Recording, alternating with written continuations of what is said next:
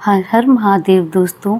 जैसे कि आज सावन की पूर्णिमा है तथा साथ ही साथ सावन का अंतिम दिन तथा आखिरी सोमवार है, ऐसे में इस व्रत की कथा को अवश्य सुनना चाहिए, क्योंकि आज के दिन सोमवार भी पड़ रहा है। इससे इसका लाभ दोगुना होता है। तो कथा इस प्रकार है। द्वापर युग में एक समय की बात है। यशोदा जी कृष्ण जी से कहती हैं, तुम सारे संसार के उत्पन्न करता, पोषण तथा संहार करता हो।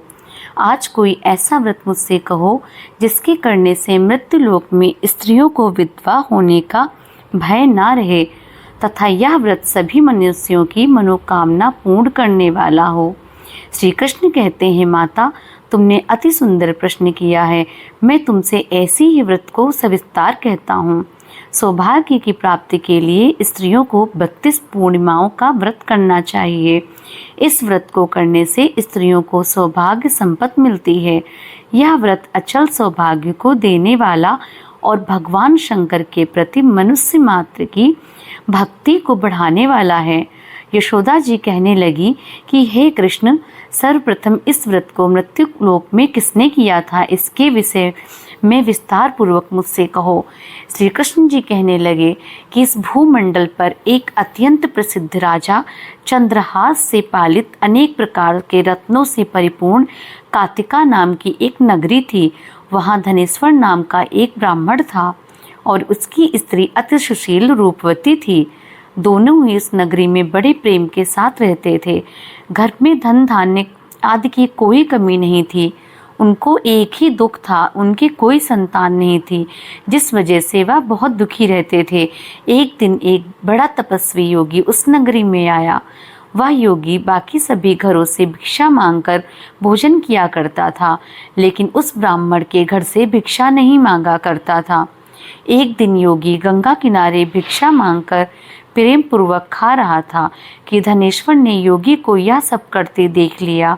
अपनी भिक्षा अनादर से दुखी होकर धनेश्वर योगी से बोले, और सभी घरों से भिक्षा लेते हैं, परंतु आप मेरे घर की भिक्षा कभी नहीं लेते, इसका कारण क्या है? योगी कहने लगे कि आपके धर्म में हमें इस बात की आज्ञा नहीं देता है, क्योंकि अभी आप गृहस्थ जीवन में एक सुख से वंचित हैं। आपके घर संतान होने पर मैं आपके घर से भी भिक्षा स्वीकार कर लूँगा। उन्होंने कहा कि जिसे संतान नहीं है उसके घर से भिक्षा लेने से मेरे भी पतित हो जाने का भय है। धनेश्वर यह सब बात सुनकर बहुत दुखी हुआ और हाथ जोड़कर योगी के पैरों पर गिर पड़ा तथा दुखी मन से कहने लगा कि आप मुझे संतान प्राप्ति के उपाय बताएं। आप सर्वज्ञ हैं, मुझ पर अवश्य ही यह कृपा कीजिए। धन की मेरे घर में कोई कमी नहीं है, लेकिन मैं संतान न होने के कारण अत्यंत दुखी हूँ। आप मेरे इस दुख का हरण कीजिए। यह सुनकर योगी कहने लगे, तुम माँ चंडी की आराधना करो। घर पहुंचकर उन्होंने यह सारी बात अपनी पत्नी को बताई और खुद वन में चले गए। वन में पहुंचकर उसने चंडी की आराधना की और उपवास किया। चंडी ने 16 दिन उसको सपने में दर्शन दिए और कहा कि हे धनेश्वर, जा तेरे पुत्र होगा, लेकिन उसकी आयु सिर्फ 16 वर्ष होगी। 16 की आयु में ही उसकी मृत्यु हो जाएगी। अगर तुम दोनों स्त्री पुरुष 32 पूर्णिमाओं को व्रत करोगे तो वह दीर्घायु हो जाएगा। जितनी तुम्हारा समर्थ हो उतने आटे के दिए जलाकर शिव जी का पूजन करना, लेकिन पूर्णमासी 32 ही होनी चाहिए। सुबह होते ही तुम्हें इसी स्थान के पास एक आम का पेड़ दिखाई देगा। उसका एक फल तोड़कर अपने घर चले जाना। अपनी स्त्री को इस बारे में बताना।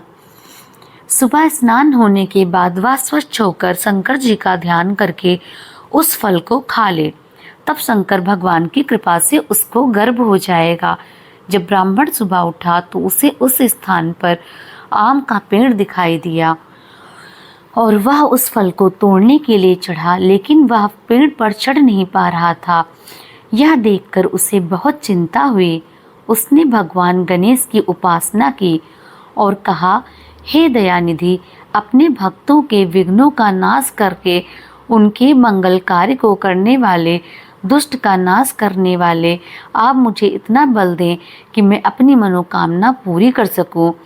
इसके बाद वह पेड़ से फल तोड़कर अपनी पत्नी के पास पहुंचा। उसकी पत्नी ने अपने पति के कहे अनुसार इस फल को खा लिया और शीघ्र ही वह गर्भवती हो गई। देवी की कृपा से उसे बहुत सुंदर पुत्र प्राप्त हुआ। उसका नाम उसने देवीदास रखा। माता पिता के हर्ष और शोक के साथ वह पलने बढ़ने लगा।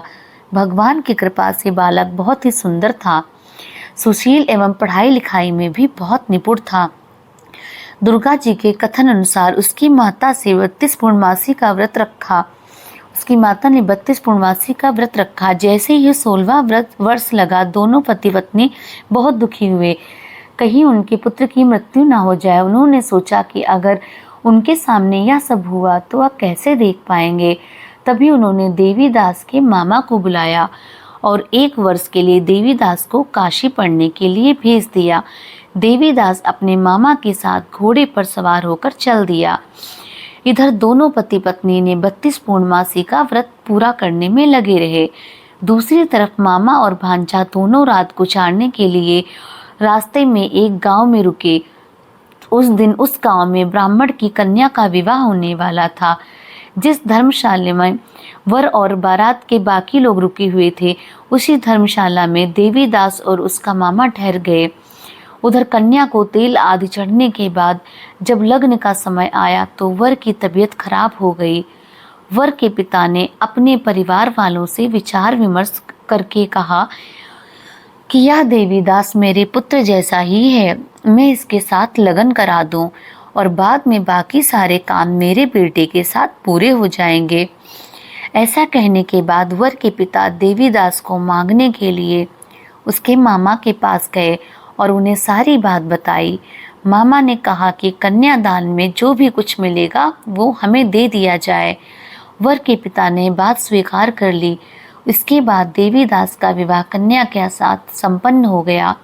इसके बाद वह अपनी पत्नी के साथ भोजन न कर सका और मन ही मन विचार करने लगा कि न जाने किसकी पत्नी होगी यह सोचकर उसकी आंखों में आंसू आ गए। तब वधू ने पूछा, क्या बात है, आप उदास क्यों हैं? तब उसने सारी बातें पत्नी को बता दी। तब कन्या कहने लगी, यह ब्रह्म विवाह के विपरीत है, आप ही मेरे पति हैं, मैं आपकी पत्नी रहूंगी, किसी अन्य की कभी नहीं। तब देवीदास ने कहा, ऐसा मत कहिए, क्योंकि मेरी आयु बहुत कम है, मेरे बाद आपका क्या होगा? लेकिन उसकी पत्नी नहीं मानी और बोली, स्वामी आप भोजन कीजिए। दोनों रात में सोने के लिए चले गए।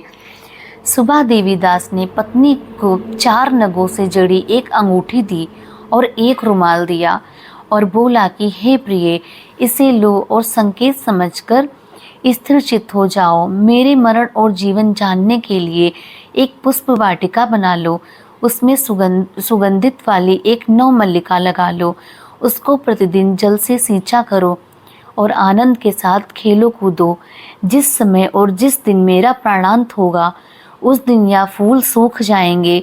जब यह फिर से हरे हो जाएं तो जान जाना कि मैं जीवित हूँ। यह समझाकर वह वहाँ से चला गया। इसके बाद जब वर और बाकी बाराती मंडप में आए तो कन्या ने उसे देखकर कहा कि यह मेरा पति नहीं है, मेरा पति वह है जिनके साथ रात में विवाह हुआ है और इसके साथ मेरा विवाह नहीं हुआ है। अगर यह वही है तो यह बताएं कि मैंने इसको क्या दिया है, साथ ही कन्यादान के समय के आभूषण मिले उन्हें दिखाएं। कन्या की ये सारी बातें सुनकर वह कहने लगा कि मैं तो यह सब नहीं जानता। इसके बाद सारी बारात भी अपमानित होकर लौट गई। भगवान कृष्ण बोले, हे माता, इस प्रकार देवीदास काशी चला गया और कुछ जब समय बीत गया तो एक दिन एक सर्प उसको डसने के लिए वहाँ आया, लेकिन जब वह उसको काट नहीं पाया क्योंकि उसकी माता ने तो पहले ही 32 पूर्णिमा का व्रत कर लिया था। इसके बाद खुद काल वहाँ आ पहुँचा तो भगवान की कृपा से तभी वहाँ माता पार्वती और भगवान गणेश जी आ गए।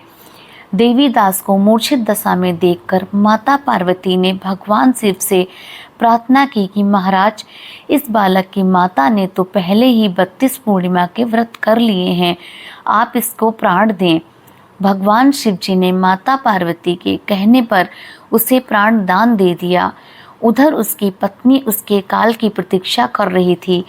उसकी पत्नी ने जाकर देखा कि पुष्प और पत्र दोनों ही नहीं हैं।